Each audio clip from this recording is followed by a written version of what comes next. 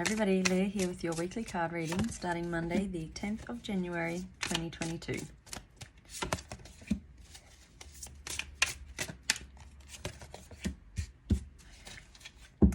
So the start of the week we have the card of solutions, which is interesting because in the daily cards we have cards that are suggesting that you've got decisions to make, that there's options there, you've got to decide, that there are opportunities that you're not seeing. So it's very interesting this has come up, and I like that because it shows that you're going to figure it out. So really look at everything available to you at the start of the week and look outside the norm a little bit. You might sort of think, well, here's my 3 options here, but if you actually look outside of that, you might find there's another 3 possibilities you hadn't even considered before, and they might be really good ones.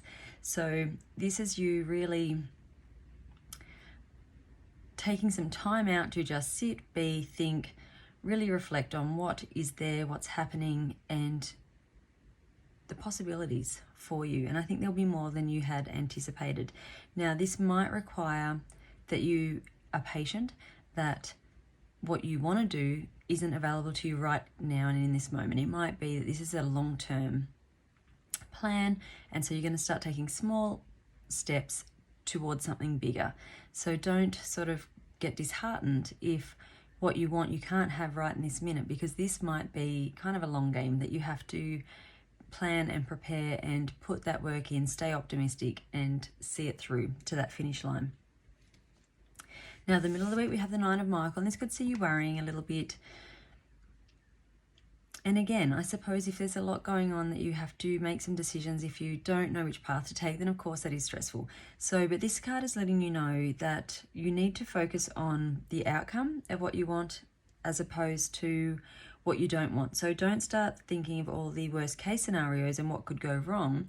Really look at this and go, what can go right here? What do I want in this situation?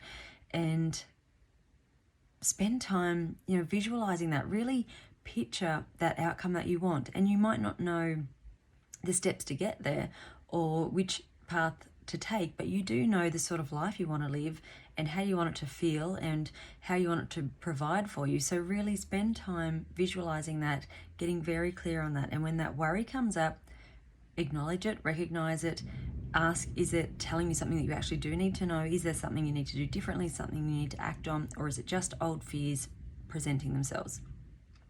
So that you can work through that quickly, let that go and get back into that good positive vibration that is going to bring you what you want.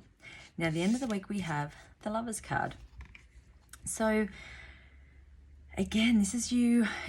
This can be obviously a romantic card, and for some of you it may well be. It can be a soulmate card, but I really feel like in this instance, this is you really connecting to your heart space, working out what is really important to you, and that is the decision you are going to make. You are going to really figure out this week, I think, what is important in life, and when you realize those things that are not, that are just there taking up headspace, you're going to let those things go because you're going to be very clear about what is important to you, what you love, who you love, and you're going to put all of your energy into that and creating and building this life that is full of love and gratitude and just you being happy, because everybody deserves to be happy, and this is the year of choosing happiness. So bottom of the deck we have 8 of Ariel, and so this is you taking pride in what you're doing. It is putting the effort in, it's doing the research, it's taking that action. But this is you, and this is not a struggle, but it is really you committing to this and doing what you have to do to get the outcome that you want. This isn't a time to kind of sit back and just hope it all comes to you. Certainly do the visualization stuff that is going to help it, but you are going to have to put some effort in as well.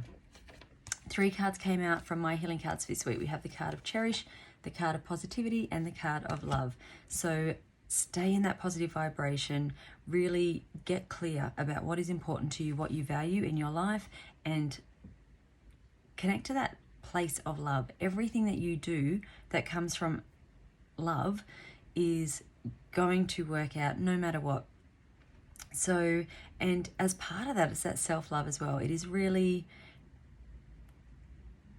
not expecting too much of yourself, not putting not putting too much, I don't even know what word I'm trying to say here, but it's not being too hard on yourself. Really, when you're having that downtime and you're connecting to your intuition and you're working out what you want to do, really send a lot of love to yourself, because when you do that, when you get so clear on what you're worthy of, what you're deserving of, then you are going to make the best choices for yourself, and things will come to you easier because you are doing it from this heart space. So the affirmation for this week is inner work, and it says, God brings me ideal situations for my inner healing. As I become aware of my weaknesses, I turn them into strengths. I direct my thoughts toward the light and see the positive side of every stage of my life. Darkness turns into courage, and thus I get stronger. So whatever is happening, have a really good look at it, take away what you need, change what you need to change, get yourself back into that positive vibration, fill your life with love, and then make your choices from there, and you cannot go wrong. So have a fantastic week, and I'll see you next week. Bye.